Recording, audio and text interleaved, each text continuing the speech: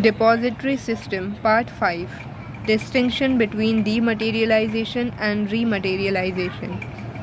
Points. Meaning: process of converting physical certificates of securities into electronic form is dematerialization. Rematerialization is the process of conversion of electronic form of securities into physical form. Conversion: in dematerialization, the paper form of securities is converted into digitally/electronically held securities. In rematerialization, the electronic records are converted into physical/paper form securities. Third, use of form. Dematerialization uses DRF, viz. Dematerialization Request Form, from investors to the DP. It uses RRF, viz. Rematerialization Request Form, from investor to the DP. Fourth, sequence. This is an initial process. It is the primary and principal function of the depository. Rematerialization is a reverse process. It is a secondary and supporting function of depository. Already dematted securities are rematted. Fifth, identification of securities. Dematted securities have no distinctive numbers, they are fungible. Rematted securities will have certificate and distinctive numbers as issued by company.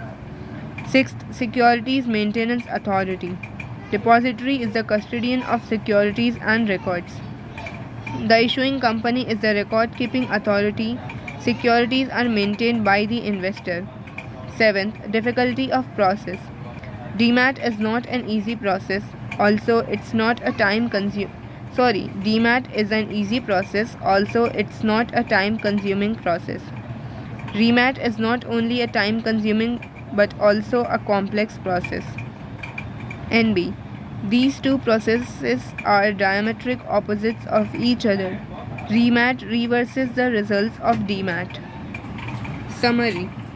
Securities can be held either in a physical mode or electronic/digital/dematerialized modes. The physical mode has limitations like risk of handling, delays, increased efforts, time, and cost. The paperless holding of securities is achieved by depository system, which was introduced in India by passing the Depository Act 1996.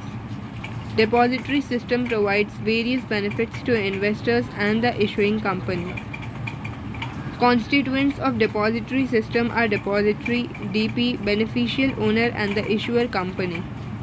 Dematerialization means conversion of physical securities into electronic form, and rematerialization means conversion of electronically held securities into physical certificates. India has a multi-depository system. It has two depositories, which is NSDL 1996 and CDSL 1999. Dividend and interest. Introduction. Profit making and its maximization is the prime aim of all business organizations, including a joint stock company. The shareholders invest with an aim of earning returns out of the profits of the company. Profit is the difference between revenues and the expenses for a given period. Dividend meaning. The term dividend is derived from the Latin word dividendum, which means that which is to be divided. It is that part of the profits of the company which is distributed amongst its shareholders. Dividend is a share in distributable profits of the company to which the shareholder is entitled when it is formally declared by the company. Definition. First, the Institute of Chartered Accountants of India has defined dividend as a distribution to shareholders out of profits or reserves available for this purpose. Second, the Supreme Court has defined it as, in case of going concern, it means portion of profits of a company which is allotted to the holders of shares in a company. A going concern means a business that is operating and making a profits. B profits available for distribution and profits available for dividend are different terms. The former means maximum profits which law allows a company to distribute to the shareholders by way of dividend. The latter means profits which the directors consider profits should be distributed after making provision for transfer to reserve, past losses, etc. Features of dividend.